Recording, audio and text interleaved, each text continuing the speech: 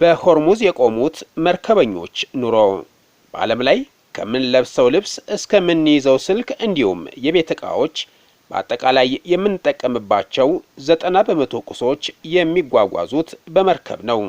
እነዚህን ዕቃዎች የሚያጓጉዙት መርከበኞች የመርከብ ላይ ሕይወታቸውና የሚከፈላቸው ጥሩ ደሞዝ የተነሳ ስራው ብዙ ሰው የሚፈልገው ከመሆኑም ሌላ በቀላሉ የሚገኝ አይደለም።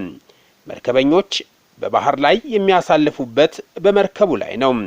ዘመናዊ መርከቦች መርከበኞች ለረጅም ጊዜ ከቤታቸው ርቀው ስለሚቆዩ ሕይወታቸውን ለማቅለል የተለያዩ ነገሮችን ያካትታሉ። አብዛኛውን ጊዜ እያንዳንዱ መርከበኛ የራሱ የሆነ አነስተኛ ክፍል አለው። ካቢንስ፣ የመኝታ ክፍሎች፣ የሥራ ጠረጴዛና የመታጠቢያ ክፍል ይይዛሉ። መርከበኞች በቀን 3 ጊዜ ምግብ የሚመገቡበት ሜስ ሩም አለ። እንደ መርከቡ የሰራተኞች ስብጥር የተለያየ ሀገራዊ ምግቦች ይዘጋጃሉ። ባለው ፕሮፌሽናል በሆኑ ሼፍ የሚዘጋጅ ሲሆን በዘወትር ማዕዳቸው ላይ ስጋ፣ ፍራፍሬና ጣፋጮች ሁል ጊዜ ይኖራሉ። በሳምንት አንድ ቀን ምሽት ደግሞ በመርከቧ በረንዳ ላይ አሳና ጥብስ እያዘጋጁ በጨረቃ ብርሃን ዘና ይላሉ። ቴሌቪዥን ለማየት፣ ፊልም ለመመልከት፣ መጽሐፍ ለማንበብ ወይም የቪዲዮ ጌሞችን ለመጫወት የሚያገለግሉ የጋራ የመዝናኛ ክፍሎች አሏቸው። በጠባብ ቦታ ውስጥ አካላዊ ብቃትን ለመጠበቅ አነስተኛ የሰውነት ማጎልመሻ ክፍሎች፣ አንዳንዴም የቅርጫት ኳስ መጫወቻ ወይም አነስተኛ የመዋኛ ገንዳዎች አሏቸው። አብዛኞቹ ዘመናዊ መርከቦች የሳተላይት ኢንተርኔት ዋይፋይ አላቸው። ይህም መርከበኞች ከቤተሰቦቻቸው ጋር እንዲገናኙ ይረዳቸዋል። መርከበኞች ሁልጊዜ ጽዱ ናቸው። እያንዳንዱ መርከብ ላይ የባህሩን ውሃ እያጣራ ልብስ አጥቦ አድርቆ የሚተኩስ ትልቅና ዘመናዊ ላውንደሪ አለ እና የሥራ ልብሳቸውን በየቀኑ ይታጠባል። ገላቸውን ቢያንስ በቀን 1 ጊዜ መታጠብ የሚችሉበት ሻወር አላቸው። መርከበኞች ስራ ላይ ቆይተው ምሳ ሰዓት ሲደርስ ልክ በምድር ላይ እንዳለ ሁሉ የሥራ ልብሳቸውን አውልቀው ንጹህ ልብሳቸውን ቀይረው ነው ወደ መመገቢያ ክፍላቸው የሚሄዱትም። በባህር ላይ ያለው ሕይወት አስደሳች ቢሆንም እንዲሁ ደግሞ ከባድ የሆኑ ፈተናዎች አሉት።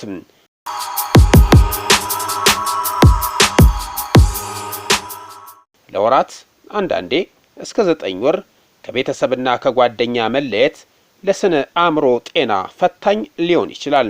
ኃይለኛ ማዕበል በሚኖርበት ጊዜ መርከቧ ስለምትወዛወዝ የባህር በሽታ ሲክነስስ፣ እንቅልፍ ማጣትን፣ ከፍተኛ ድካም ይከሰታል። የሥራው ባህሪ እረፍት የሌለውና በፈረቃ የሚከናወን በመሆኑ መርከበኞች ለከፍተኛ አካላዊና አእምራዊ ድካም ይጋለጣሉ።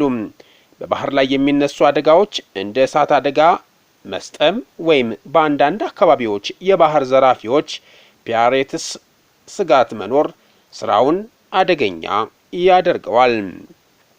በመርከብ ላይ የሕክምና ባለሙያ ባይኖርም የመጀመሪያ እርዳታ የሚሰጡ የሰለጠኑ መኮንኖች አሉ። ሆኖም ከባድ ህመም ቢከሰት ሄሊኮፕተር እስኪመጣ ወይም መርከቧ ወደብ እስክትደርስ መጠበቅ ግድ ይላል። ይህ ሁሉ ነገር ሰላም በሆነበት ወቅት የመርከበኞቹ የየዕለት ሕይወት ነበር። አሁን ነገሮች ተቀይሯል። ራሷን የዓለም ፖሊስ አድርጋ የምታየው አሜሪካ በኢራን ላይ በከፈተችው ያልተሰላ ጦርነት ምክንያት ኢራን የሆርሙዝን ሰርጥ ከዘጋች በኋላ ይሄ የሚያስቀናው የመርከበኞች ሕይወት ተቀይሯል።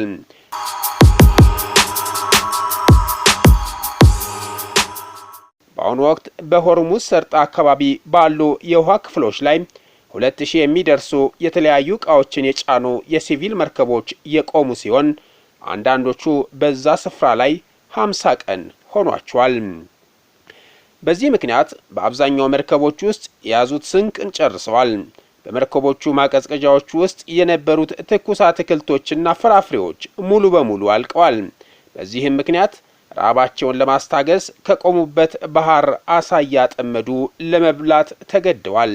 መርከበኞች ምንም እንኳን በአብዛኛው በውሃ ላይ ቢያሳልፉም አሳ እንደ አንድ የምግብ አይነት ሆኖ በፕሮግራም ይመገባሉ እንጂ እንዲህ በየቀኑ አሳ ለመብላት አይገደዱም ነበር።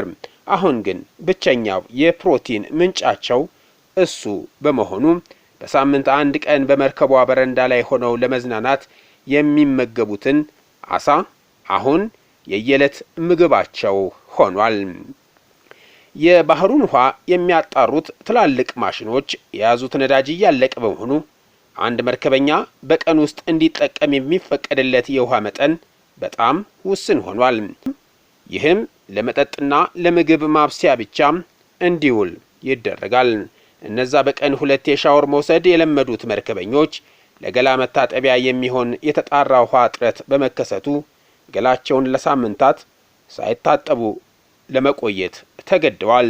በየቀኑ ታጥቦና ተተኩሶ የተዘጋጀላቸውን ይለብሱ የነበሩ ሰዎች አሁን ላይ የሥራ ልብሳቸውን እንኳን እንደ ልብ ለመቀየር ያቃታቸው ነው። የቆይታ ጊዜው እየረዘመ ሲሄድ ትኩስ ምግቦችና ንጹህ የመጠጥ ውሃ አቅርቦት ይቀንሳል ወይም ይቆማል። በደህንነት ስጋት ምክንያት መርከበኞች ወደብ ላይ ሲቆሙ እንኳ ወደ መሬት ወርደው ለመዝናናት ሾር ሊቭ ያላቸው እድል በጣም ዝቅተኛ ነው። ይህም በመርከቧ ጠባብ ክፍል ውስጥ ብቻ ተወስነው እንዲቆዩ ያደርጋቸዋል።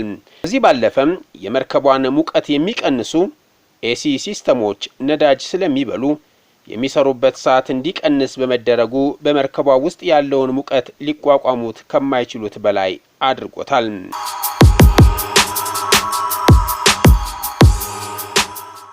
ከዚህም በላይ ደግሞ ስጋት የሆነባቸው በተለይ ከተኩስ አቁም ስምምነት በፊት በበላያቸው የሚሄዱት ድሮንና ተዋጊ ጀቶች ለትልቅ የስነ ልቦና ችግር ዳርገዋቸው ነበር።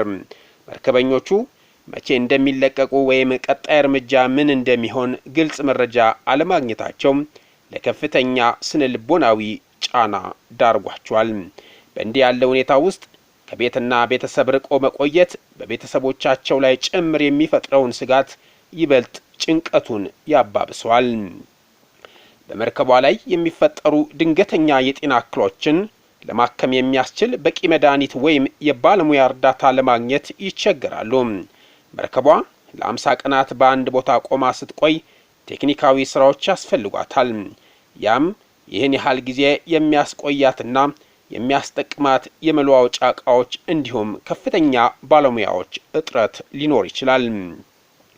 በቁጥር 20 ሺህ እንደሚሆኑ የሚገመቱት እነዚህ በተለያዩ መርከቦች ላይ ያሉ መርከበኞች በሆርሙዝ ሰርጥ ላይ ያሉበት ሁኔታ የአብዛኞቹ ይህንን ይመስላል። በአጠቃላይ በሆርሙዝ ወሽመጥ ላይ መርከብ ማቆም ወይም ማለፍ ከወትሮ የተለየ የአእምሮ ውጥረት አለው። ቀጠናው በተለያዩ አገራት መካከል ላለው የፖለቲካ ፍጥጫ እንደ መሳሪያ ስለሚውል መርከቦች በወታደራዊ ኃይሎች ሊታገቱ ወይም ሊመረመሩ ይችላሉ የሚለው ስጋት በመርከበኞች ላይ ከፍተኛ ጭንቀት ፈጥሯል። በሆርሙዝ ወሽመጥ ላይ ያሉ መርከበኞች ሕይወት በሙያዊ ብቃትና በከፍተኛ ስጋት መካከል ያለ በዓለም ኢኮኖሚና ፖለቲካዊ ፍጥጫ መሃል ሆነው ስራቸውን የሚያከናውኑበት ከባድ ሁኔታ ነው። ሁሉም ከዛሬ ነገ ሙሉ ሰላም ተፈጥሮ ወደ የሚሄዱበት ቦታ እስኪጓዙ በተስፋ እየጠበቁ አሉ። አበቃን። ሰላም።